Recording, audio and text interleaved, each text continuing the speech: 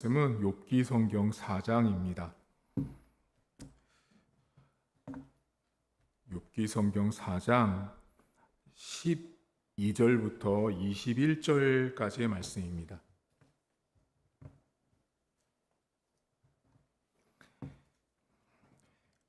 (4장) 12절부터 21절 제가 읽어드리겠습니다. 어떤 말씀이 내게 가만히 이르고 그 가느다란 소리가 내 귀에 들렸었나니 사람이 깊이 잠들 즈음 내가 그 밤에 본 환상으로 말미암아 생각이 번거로울 때 두려움과 떨림이 내게 이르러서 모든 뼈마디가 흔들렸느니라. 그때에 영이 내 앞으로 지나매 내 몸의 털이 쭈뼛하였느니라. 그 영이 서 있는데 나는 그 형상을 알아보지는 못하여도 오직 한 형상이 내 눈앞에 있었느니라. 그때 내가 조용한 중에 한 목소리를 들으니 사람이 어찌 하나님보다 의롭겠느냐? 사람이 어찌 그 창조하신 이보다 깨끗하겠느냐?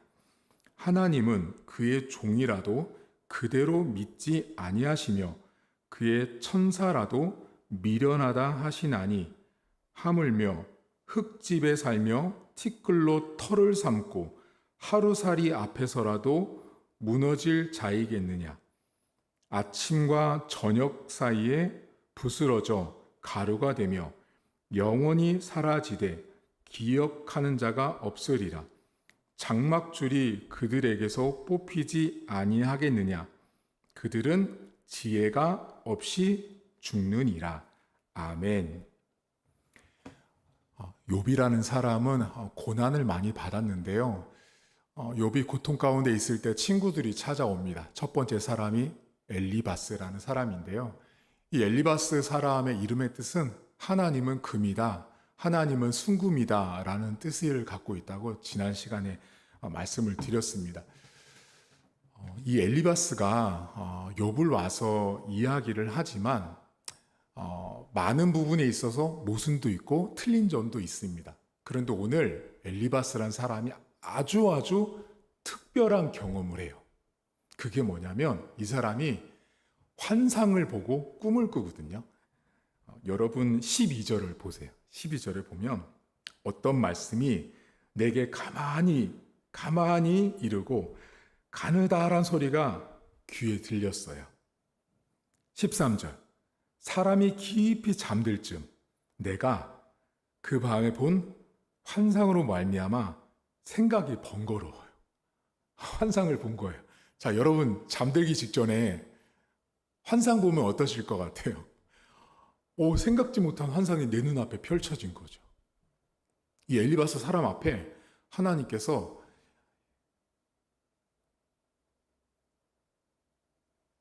하나님이 주신 환상은 아닙니다. 여러분 미리 말씀을 드릴게요. 지금 이 엘리바스가 보고 있는 꿈과 환상은 하나님이 주신 환상은 아니에요. 누가 줬는지는 신학자들도 모른다고 합니다.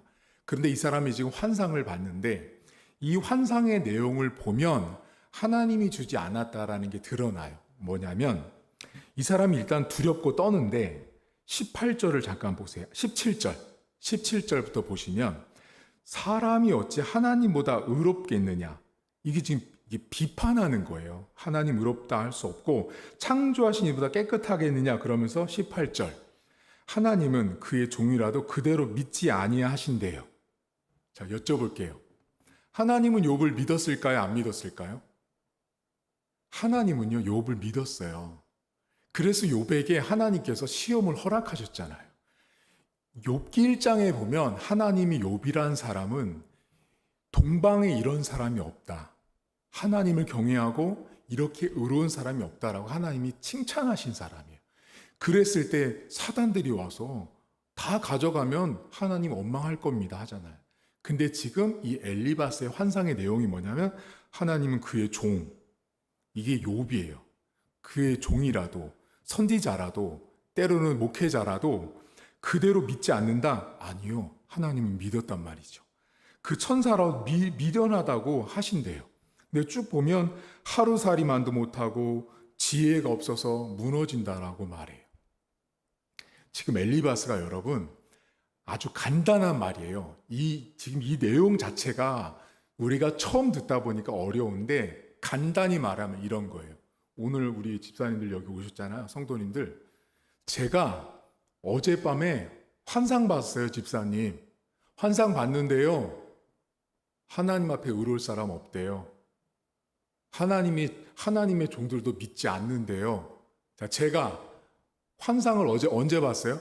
어젯밤에 제가 본 거예요. 제 환상을. 제가 본 걸 가지고, 제가 본 환상을 가지고, 꿈을 가지고, 욥이 겪고 있는 지금 그 고난을 이 사람이 해석해주고 있는 거예요. 이 절이요.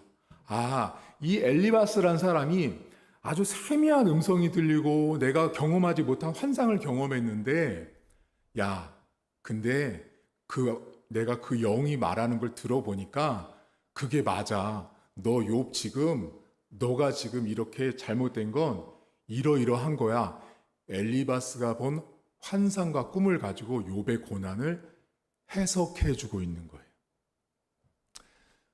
여러분, 오늘 제 설교 제목이 엘리바스의 신학이에요. 지금부터 여러분에게 다소 어렵지만 한 번은 제가 알려드리고 싶었던 것을 오늘 말씀드리겠습니다. 자, 엘리바스가 가지고 있는 신학이요.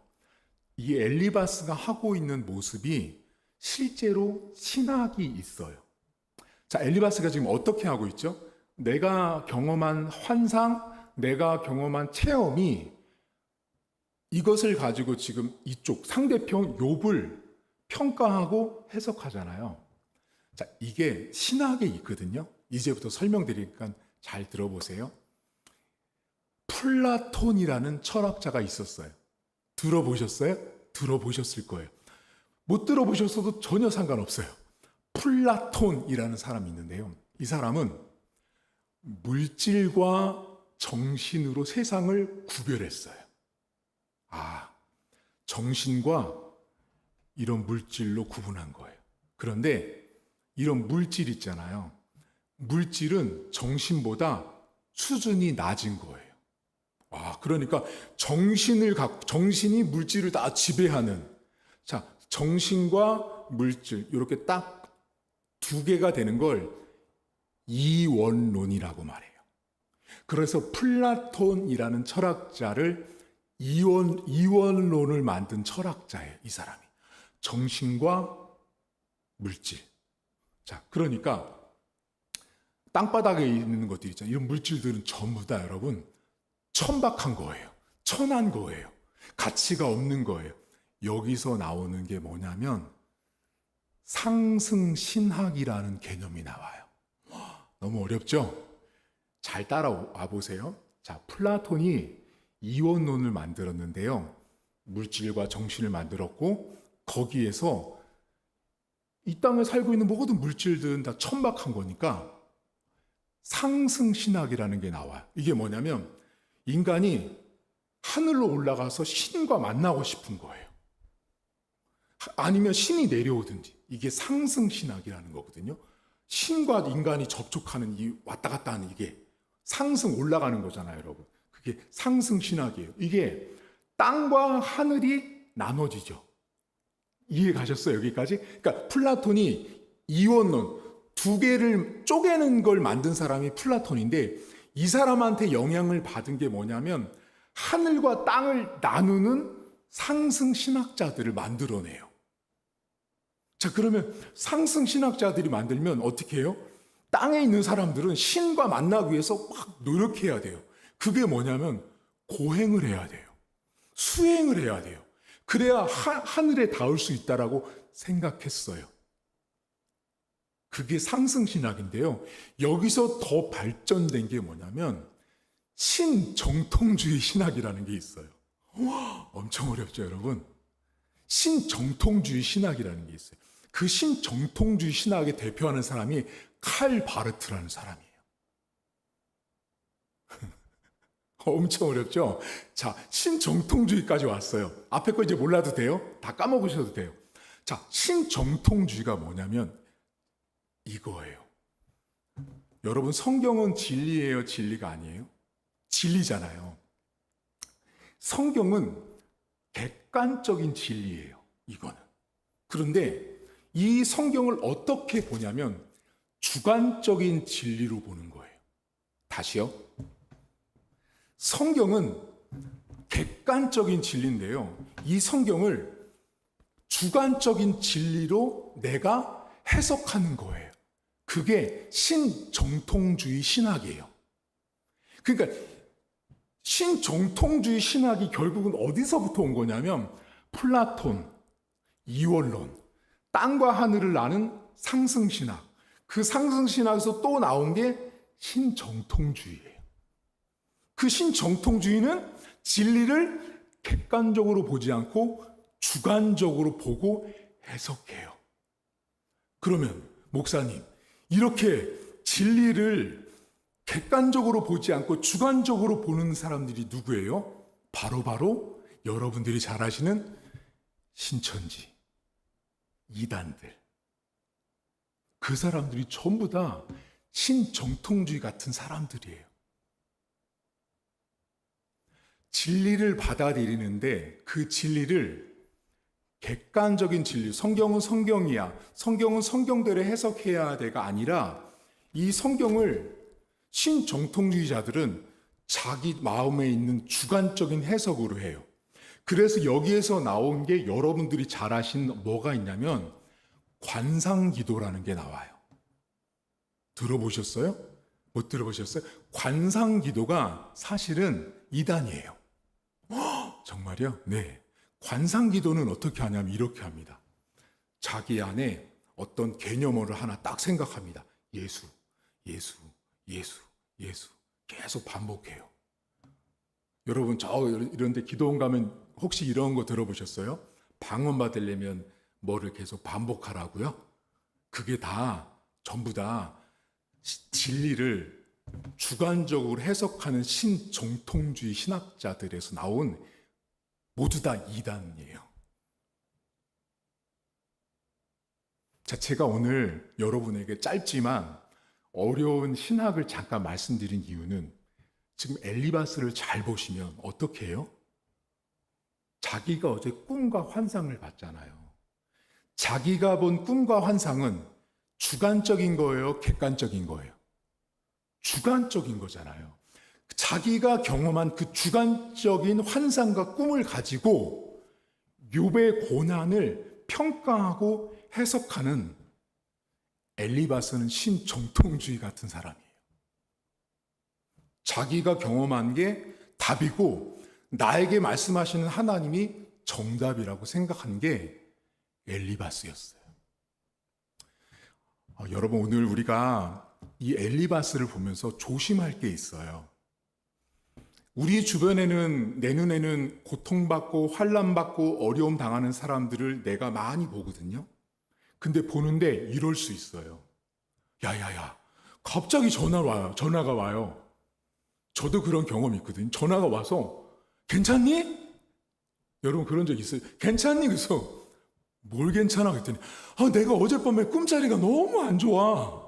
내가 어젯밤에 이런 환상을 봤어. 너 괜찮아? 이단이에요. 이단이에요, 이단. 뭐예요, 지금 그 사람? 주관적으로 일어나는 삶의 현상들을 자기가 해석하고 적용해서 그 사람에게 주입시키는 거예요. 아주 잘못된 신학이에요. 신앙이고. 기독교인들은 이 성경 말씀 딱 하나면 끝이에요. 여기에 이미 하나님이 전부 다 알려주셨는데 어떻게 사람들이 야, 내가 어젯밤 환상을 봤어. 꿈을 꿨는데 아무래도 너한테 이런 일이 생길 것 같아. 라는 말은요. 저기 교회 안 다니는 세상 사람들이 하는 말이에요. 이단들. 근데 교회를 다니는 사람들조차도 그런 말을 쉽게 하는데 그게 사실은 저 플라톤부터 내려온 상승신학까지 신정통주의 칼 바르트까지 내려오는 진리를 객관적으로 받아들이지 않고 진리를 주관적으로 해석하는 이단이에요. 이단. 매우 위험한 거예요. 여러분, 그러면 목사님, 그럼 교회 안에서 가장 신정통주의 같은 진리를 주관적으로 해석할 수 있는 가장 위험성이 강한 인물이 누군가요? 목회자예요. 자, 여러분 이제 막 있잖아요. 제가 지금 막 이제 예배를 드리고 있어요. 근데 이런 교회가 있습니다. 제가 실제로 경험했는데요. 제가 전도사 때 모 교회를 지원하려고 이력서를 가지고 갔습니다. 근데 그 목사님 방에 갔더니 책이 없어요. 제가 볼 땐 이해가 안 가는, 책이 없고, 그래서 그 목사님이 저한테 설교 준비를 어떻게 하냐 그래서 뭐 설교 준비를 이렇게 해서 원고를 가지고 갑니다. 근데 그 목사님이 하는 말이, 나는 이런 설교 원고가 없네 그러시는 거예요. 그래서 어떻게 하세요? 그랬더니 나는 그 자리에 올라가서 주시는 것을 받아서 한대요. 그게 방금 말씀드렸던 신정통주의 진리를 주관적으로 해석하는 이단이에요. 그 교회 안 갔습니다.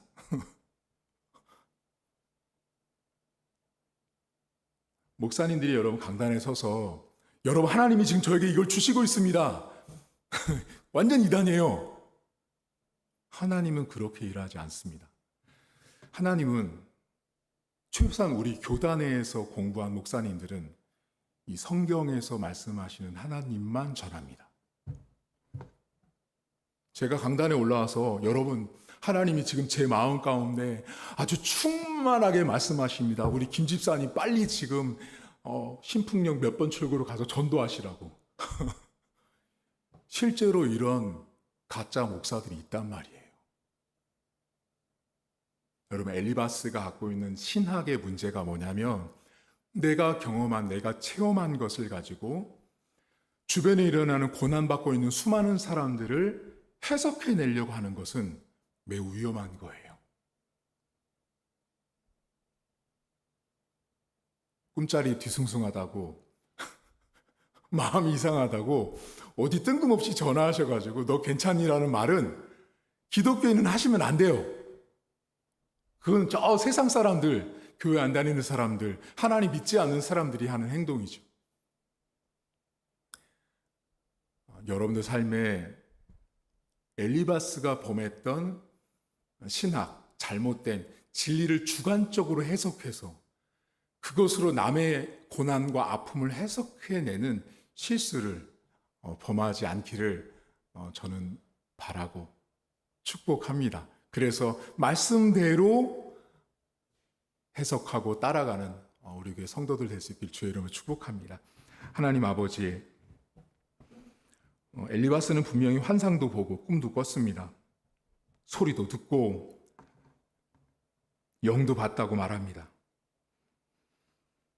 하나님, 오늘날 엘리바스 같은 교회, 엘리바스 같은 목회자들, 엘리바스 같은 장로들, 권사들, 집사들, 성도들이 너무나 많습니다. 조금만 특별한 것을 경험하고 체험하면 그것이 곧 하나님이 나에게 주신 것인 것처럼 진리에 대한 주관적 해석으로 치우치고 그 진리를 성경에 비추어서 맞는지 틀리는지를 점검도 하지 않은 채 뜬금없이 전화하고 뜬금없이 말하고 문자 보내서 세상 사람들이 하듯이 조심하라고 이야기합니다. 도대체 뭐를 조심해야 하는 것입니까? 하나님 아버지, 성경을 바르게 배우지 않기 때문에, 신학을 바르게 배우지 않기 때문에 사람들이 무엇이 바른지, 무엇이 옳은지조차 모른 채 살아가고 있습니다. 아버지 하나님, 우리의 성도들 삶에는 진리이신 말씀을 그대로 받아들이게 하시고 하나님께서 주신 이 성경 말씀 그대로를 믿을 수 있도록 도와주시길 원합니다. 내 안에 어떤 단어가 생각나고 어떤 사람이, 어떤 사건이, 어떤 상황이 떠오르는 것이 하나님의 음성이고 하나님의 뜻이라고 하는 엘리바스 같은 영적인 해석을 하는 오류에 빠지지 않도록 도와주시고, 하나님은 오늘도 앞으로도 우리에게 주신 성경 말씀을 통해서만 일하실 수 있다는 사실을 믿게 하시고, 다른 것에 우리의 마음을 빼앗기지 않도록 하나님 도와주옵소서. 이 시간 첫 번째로 기도할 제목은 여러분 자신을 위해서 기도할 때, 하나님